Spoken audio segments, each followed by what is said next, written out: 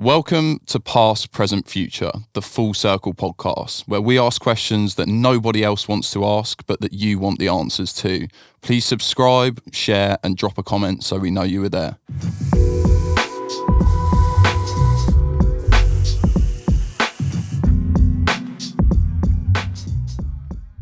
Love it. Okay, so Past, Present, Future, episode 28. So we've been on a lot of firsts recently. So first photographer, first rapper with a mask, and now first, what do you brand yourself as?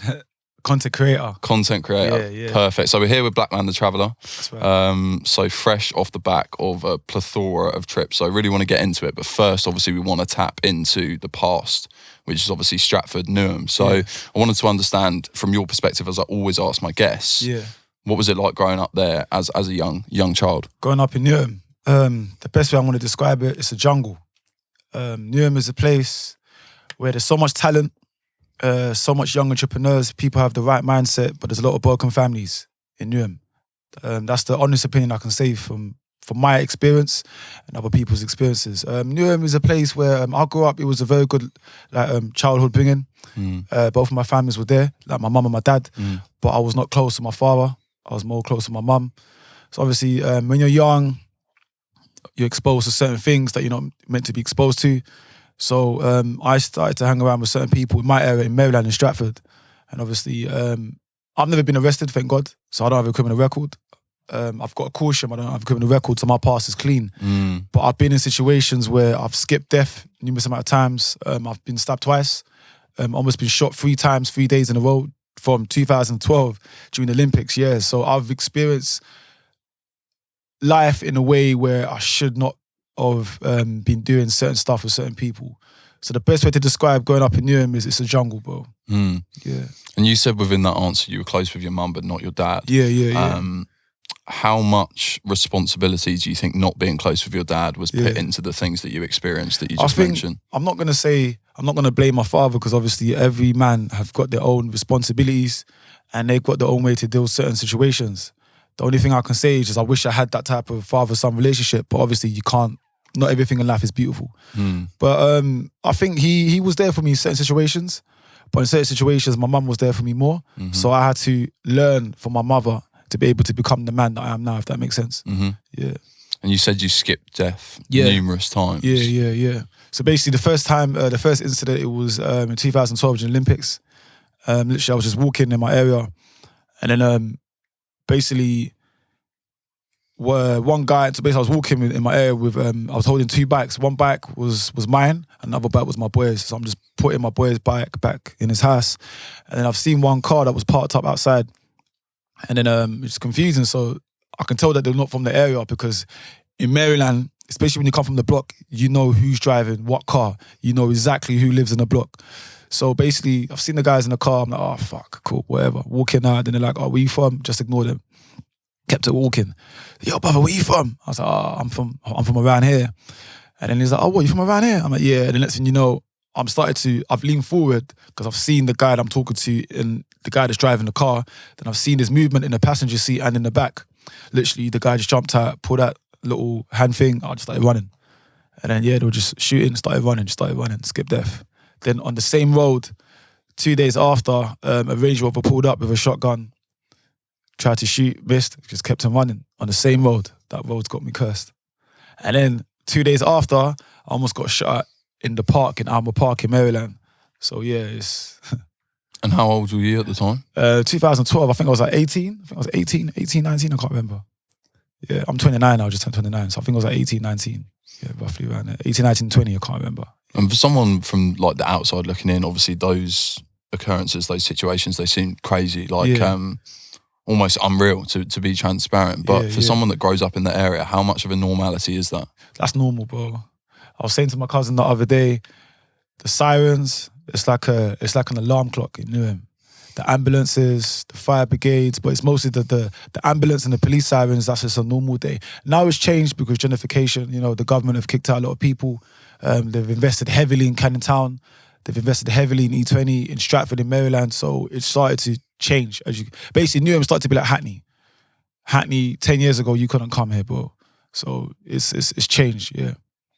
With that in mind, you say it becomes like an alarm clock. Yeah. How numb do you become to those sorts of sounds and those sorts of situations, given how frequent the occurrence You is? get used to it, bro. Every 5-10 minutes you're hearing an ambulance driving past, a police car driving past. Sometimes, I remember like in Newham, like now it's still dangerous, but it's calmed down. I remember just leaving my house, walking on a high road itself. I observed every single car that was tinted.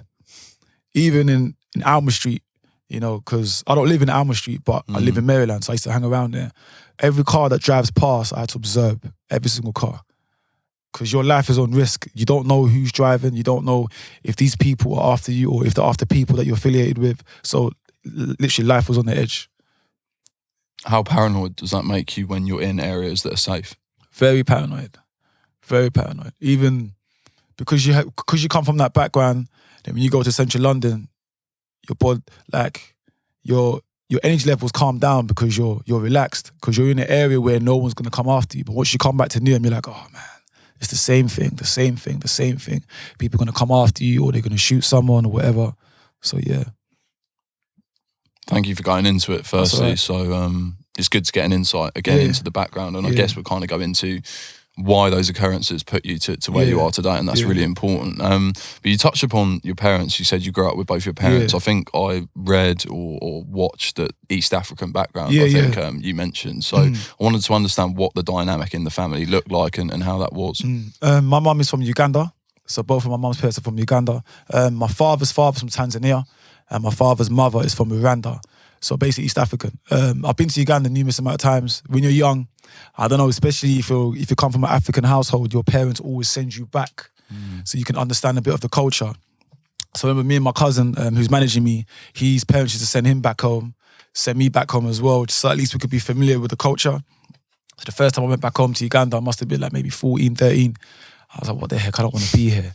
Man, but obviously you're seeing people in the village, people picking water like this, people are struggling. So my mum always sent me back home to say, listen, I appreciate where you come from. You've got the opportunities, unlike some people.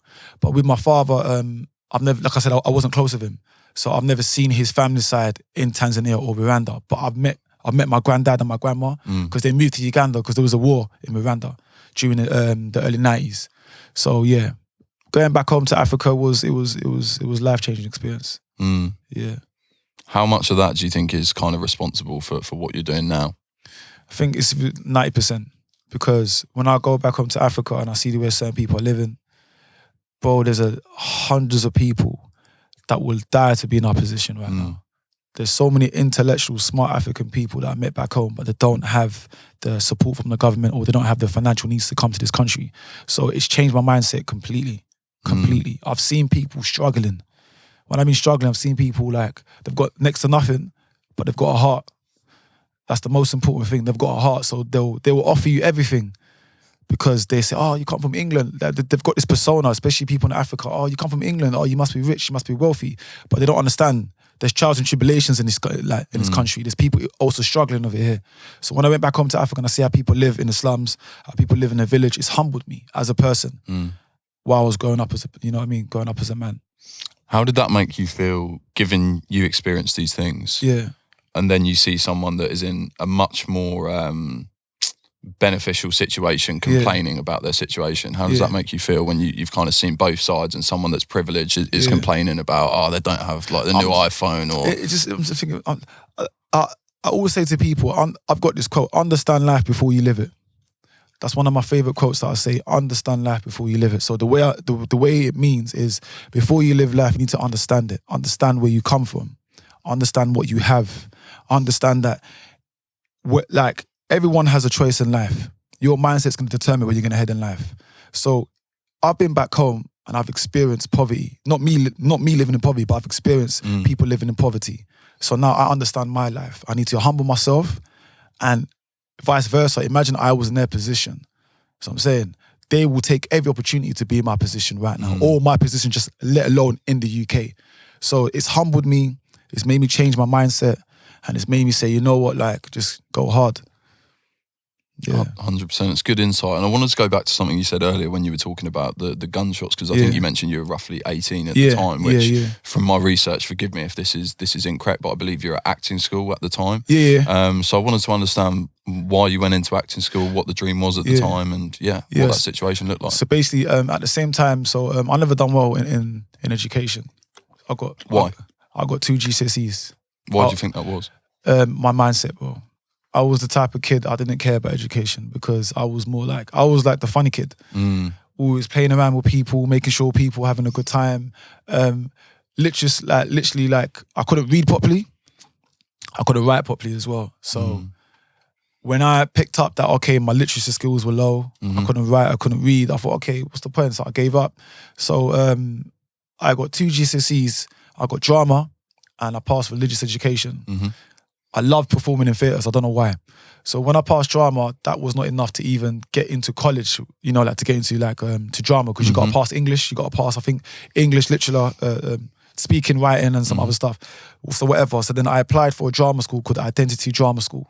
It's the same drama school that John Boyega went to. It's the same drama school that Dempsey Idris went to as well. So I applied for it, got in straight away. Done a monologue, got in, and then I'd done 3 years there. Drama was a way to express my feelings from my surroundings, from my backgrounds. So me performing in theatres, doing monologues, duologues, it was a way to express my feelings at that time. Because I played football, but I gave up in football. So when I got into drama, I see how people are expressing their feelings and playing different type of characters, emotionally, not emotionally. So I thought, gave it a go. You say express your feelings. What were your feelings at the time? Just hurt, broken. Because I'm living in an area where it's just like crazy madness happens. I'm living in an area where you can't even tell your mum and dad like what you're going through. You know what I mean? Imagine going home telling your mum and dad that, oh, my friend got stabbed the other day, or one of my boys got shot the other day. My mum's gonna think, what the heck? You know what I mean? They don't believe it. It's because they don't live our lifestyle. Remember, my mum and dad, they came from Africa. So my mum already came from Uganda when there was a civil war with Idi Amin. So she's already been traumatized. Then my father came from Rwanda where there was a civil war between the Tutsis and the Hutus. So they've experienced life in that way. So they've come to the UK for better life, but they don't understand that, like their son or maybe some other of like their family relatives are going through certain issues. So drama was a way for me to express my feelings, to perform in a theatre. And Why did you leave then? My attendance was bad. I got kicked out on my 3rd year, and then they offered me to come back, and I just said, no, it's not for me. Yeah.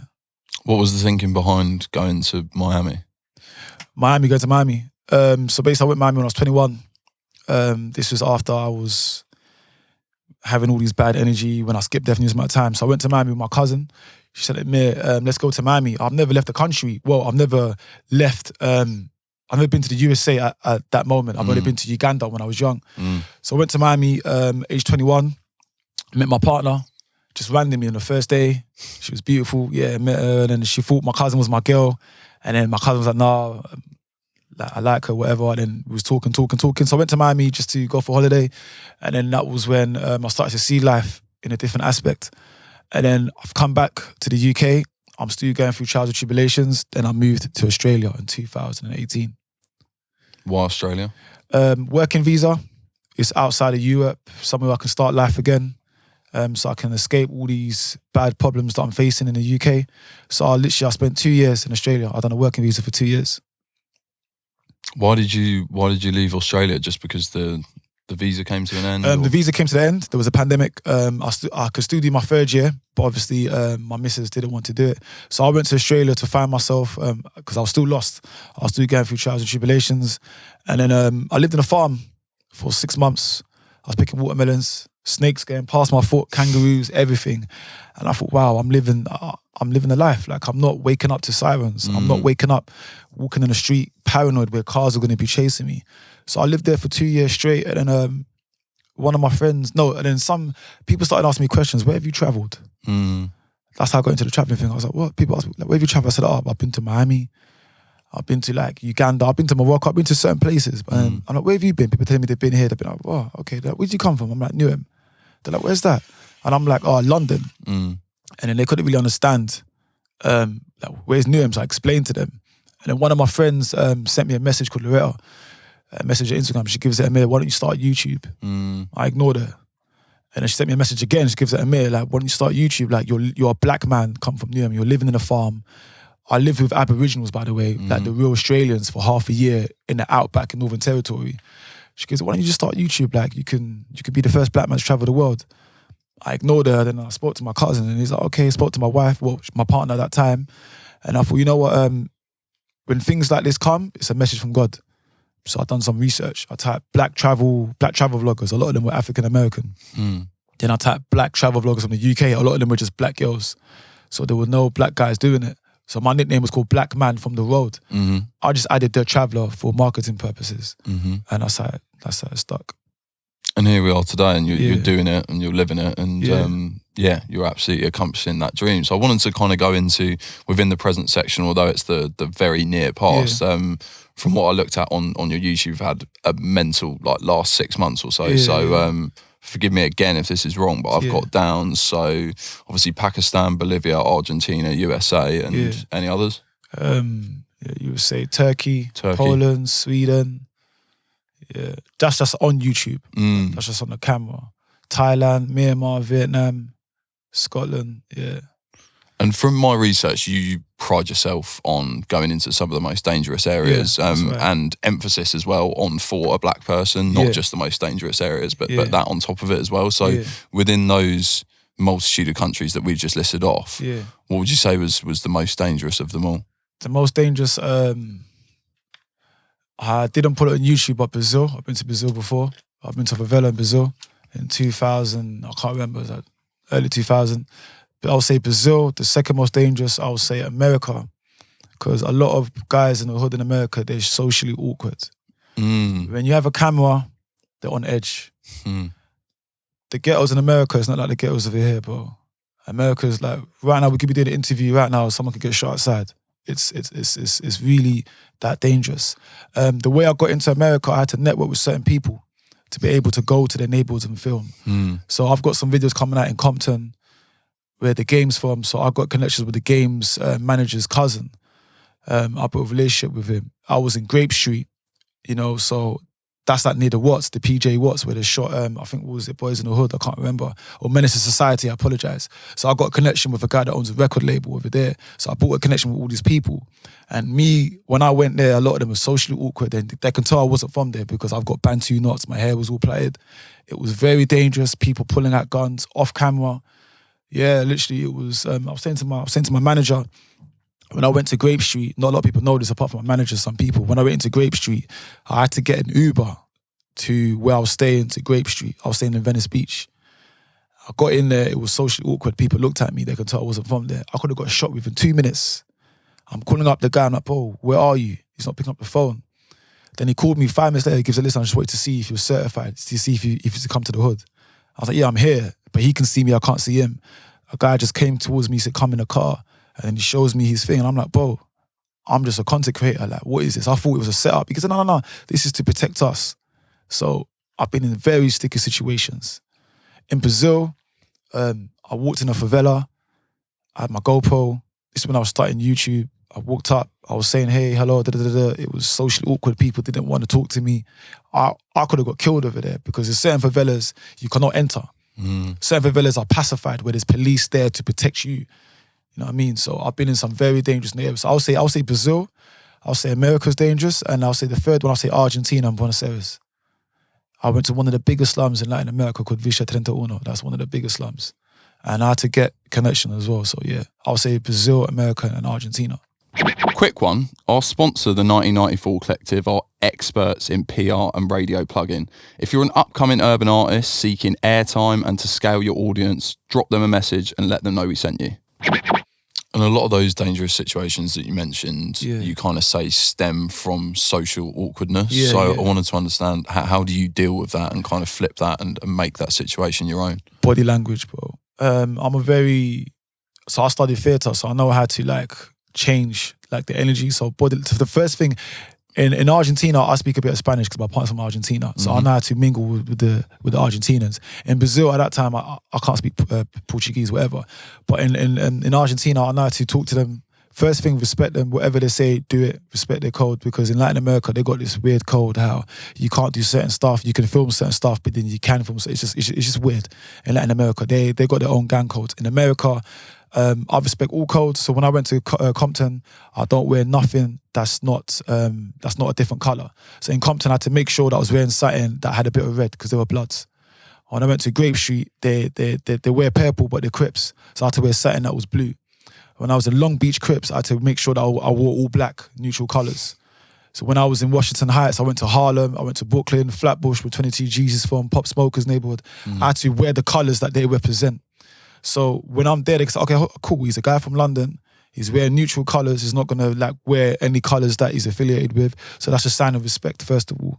So the second thing is I respect whatever happens. So if, for example, I filmed and someone's getting beaten up around the corner, I don't get involved. That's nothing to do with me. I'm just here to make my content and go home. So I respect all codes, I observe body language, I make sure that the situation is calm, and that's it, yeah.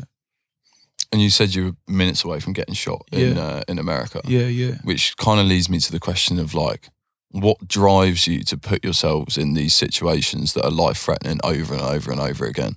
Motivation. And I believe it's weird, but my ancestors, they have me. So in life, of course, like everyone's going to die in life, but I believe my ancestors have me. So whatever situation I'm in, my ancestors are going to protect me. And what drives me is motivation, because, bro, there's no one right now in the UK, either you're a person of colour or either you're a white man doing what I'm doing at the moment. So this is a market that has not been saturated in the industry yet in the UK. Maybe in America there might be someone doing it, maybe in Canada, but there's no one in the UK that's doing it. So if I can build a platform and inspire maybe you or other people that will be interested in traveling content, in podcast interviews, in hood vlogs, then at least I'm setting a goal right now. Because really and truly, this is a podcast interview. We're having a normal, genuine conversation. My story can be relatable to millions of people around the world. Your story can be relatable to millions of people around the world. Hood vlogs, bro, everyone loves the get up, whether like it or not. Whether you're some posh white kid from Essex, whether you're some posh black guy from Watford, bro, the music that you listen to comes from the slums. So everyone wants to see how people live in the slums, but people don't want to see the reality. They want to see people shoot guns and stab each other and prostitution. But when you come from the ghetto, there's more to that. So when I go to these ghettos, I interview people, I understand where they come from because I can relate to certain struggles. I've met girls that have businesses that come from rolling 60s. I went to Mrs. Hustle's neighborhood as well. So I've been to areas where there's young entrepreneurs, single mothers that have businesses, guys that have businesses, but they don't have a voice. So if I can film you, put you on YouTube, your story can maybe empower other people. So that's what motivates me to go to these dangerous areas and motivates me to carry on. It's a really good answer, so thank you for that. That's thank you for articulating it. That's okay. I wanted to ask you, and this is to be transparent, and I was just thinking about this last night. Travelling's not cheap. Doing all this stuff is not cheap. Of course. How do you fund these activities? So basically, I don't know if you see my platform, but I don't believe in materialistic stuff. That's the first thing I want to break it out there. Everyone that knows me, before I was materialistic, but I don't care. Like, materialistic doesn't mean nothing to me. I use 2 platforms for accommodation. I use Homestay, I don't know if you heard of it, and Couchsurfing. So Homestay is similar to Airbnb. The difference with Homestay is that you stay with families at different countries, but you have to pay. You have to pay for whatever fee that they ask for. You pay. Couchsurfing is you pay £4 a month to maintain your account, but you can use it in any country around the world. So if you used to come to my country, if you used to come to Uganda, you're going to pay £4 a month just to maintain your account, but you can make so many reservations for free. So I'm saving money in accommodation. That's how I'm saving money for accommodation. And then for flights, I look for the cheapest flights, so Skyscanner or Momondo. So that's how I travel. Accommodation is sorted, £4 just to maintain my account. So when I'm going to India, I'm not going to pay for no accommodation. Basically, I paid £4 for 1 month. And then I make reservations, but I look at people's reviews. If people have good reviews with international guests, I'm going to stay with that person. I don't care if you're a couple or a family. I've stayed with families.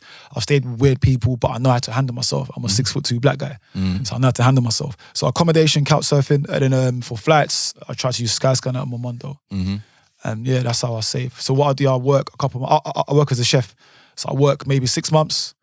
I know it sounds weird, but I'll quit my job, travel the world. My missus might come with me, but she's in another country, but she's coming back over here. And then that's how I fund myself. I work because push, go to these other countries. So for accommodation, couch surfing and flights, Skyscanner Momondo. What's the strangest situation you found yourself in as a result of a couch surfing membership? Oh my God. Last year, I think it was last year, the year before, I'm weird. I had this hitchhiking challenge. So I hitchhiked from Colchester all the way to Newcastle 1 week, and I done it.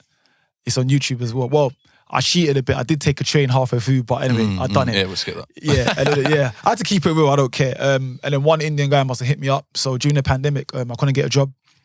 I lost my job because of the pandemic. So I'll be real. I was doing delivery, Uber Eats. I was delivering food on a pedal bike.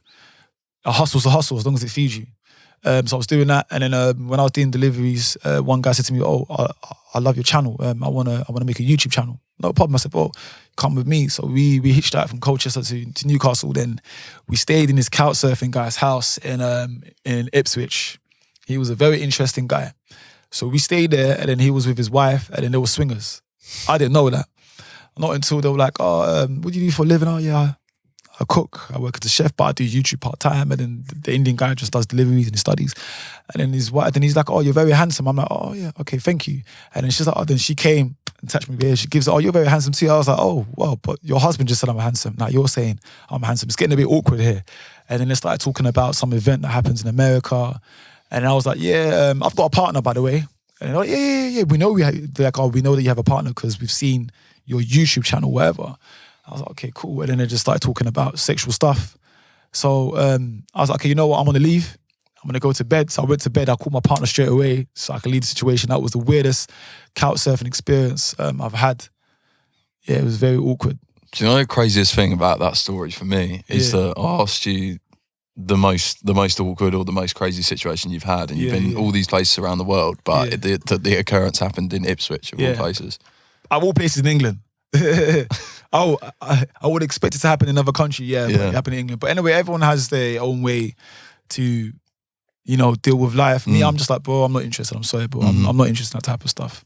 I just said, "Look, bro, I'm not interested." But that was the most weirdest experience I had in couch surfing. It's interesting. I wanted to ask you a bit about the future and to stay kind of on the topic of maybe the financial side of things. With your content, what is the goal in terms of, I guess, distribution? Is it like a Netflix thing? Like, what's the goal there? First thing, I'm just going to say one thing. I was in Turkey, 2020, and my plan was to go from Turkey all the way to Syria. My plan was to document I filmed half of it, but my phone got stolen when I was in Olympus. My plan was to go from Turkey all the way to Syria to enter the Syrian border and to film the Syrian refugees. That was going to be one of my biggest goals, but my phone got stolen. The reason why, I wanted to show the world that there's a bit of humanity within what's happening in that part of the world. It would have been an amazing experience to go to Syria to film the Syrian refugees and to understand the Syrian culture and how they're going through. I don't know why I said that, but that's just one of the things that I want to accomplish. And then in terms of the end goal is, I wouldn't mind going to Netflix, but everything it comes down to equity and ownership. You need to have equity and ownership to your rights. My most important thing is just to build a brand, empower people. I would love to open up youth centres in people in Newham for the younger generation because we don't have places to go. So my aim, like my main goal is just to be financial free, to have equity and ownership to all the rights that I hold. Me and my cousin has funded me as well. And just basically just to like open up some youth centres to the kids in Newham. Yeah, just to give back to the community. How big do you think the channel can get? The channel can get bigger than what it is now. It just takes two things: time and consistency. Use the right time that God gives you. Be consistent. Nothing's going to be perfect, and it will blow. That's what I believe in: time and consistency. It will be a very big channel, but I don't want it to be a channel where it goes mainstream. Because I'll never, ever be that type of person to go mainstream and then just to make mainstream content because my content's raw. I don't edit my videos. I use iMovie with travel content, and then with the hood vlogs, it might be edited, a bit, but my thing's raw. And there's certain countries that I want to go to that are selective. So for example, I want to go to India next. The reason why I want to go to India, there's 2 tribes in India. One tribe called the Malana tribe, located in the Himalayas. They are one of the oldest tribes in the world. And their main source of income is marijuana. So they produce most of India's weed. And they don't like outsiders to come inside. They don't like outsiders to come inside to India.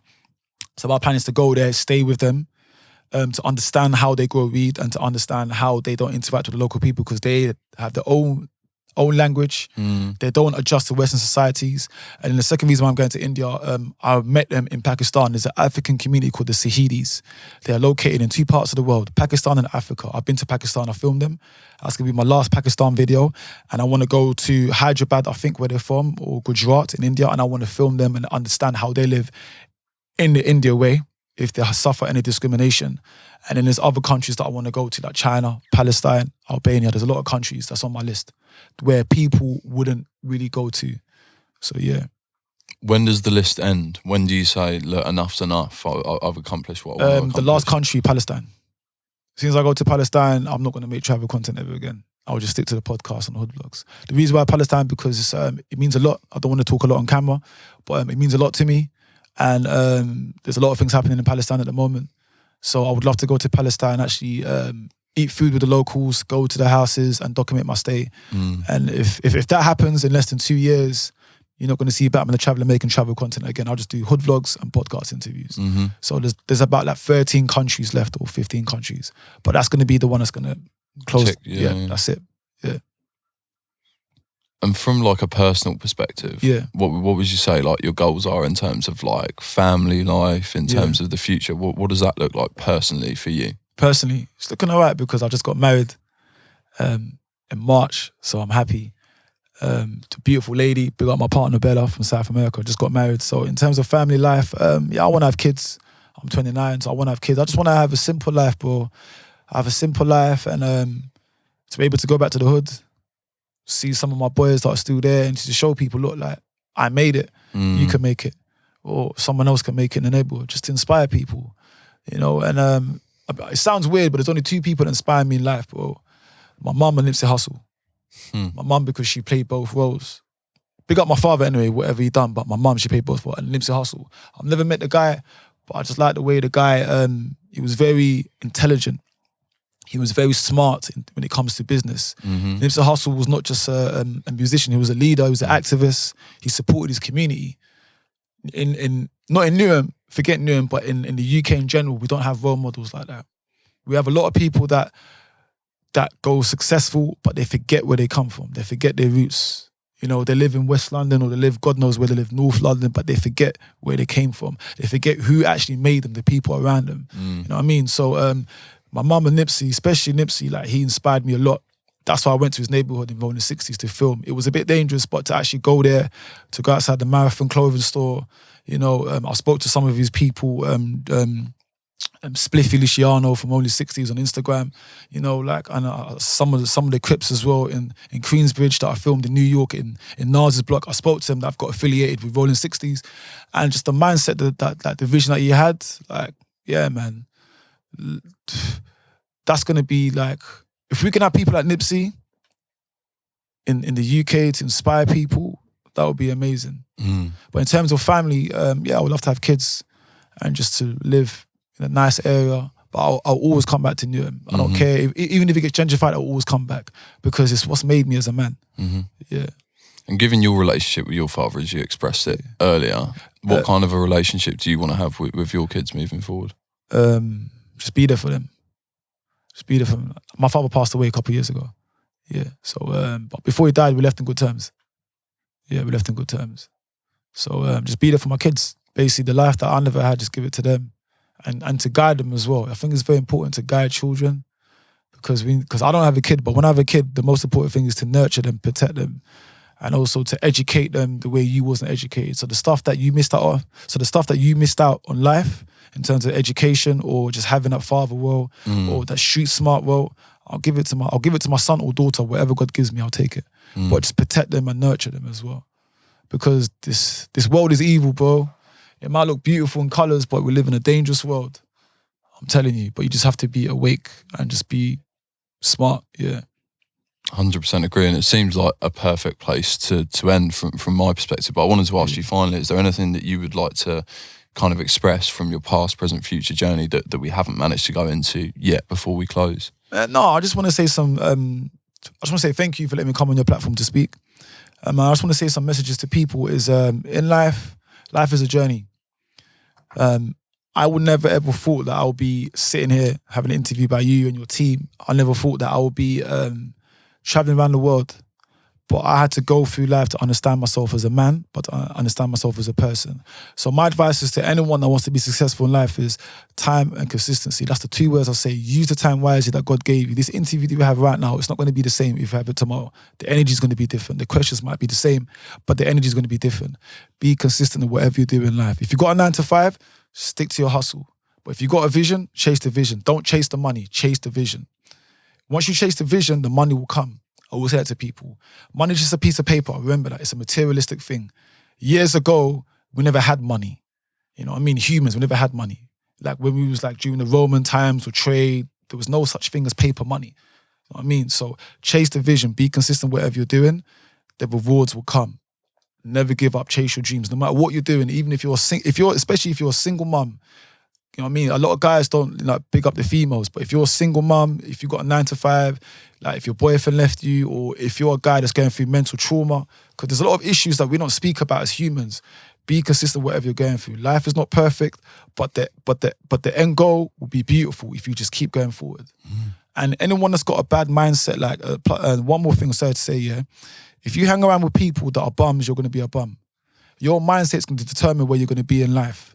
By either the people that surrounded you or just by if your mindset is not focused. You know what I mean? Even if you don't have a lot of money, if you come from a very poor family, use that as an advantage to be that person, that family member, to be one of the first successful people in that family. That's all I can say. Great advice. Yeah. Thank you, bro. Appreciate it. Man. Thank you for letting me come down as well, bro. And I just want to say one thing, big up people in Newham. Anyone that's doing big things in Newham, if you're a musician, if you're a young entrepreneur, stay focused. And just don't forget where you come from, Newham, that's it. Yeah. And big up my boy Raid Solo as well. 100%, bro. Thank you. Thank you. Yeah.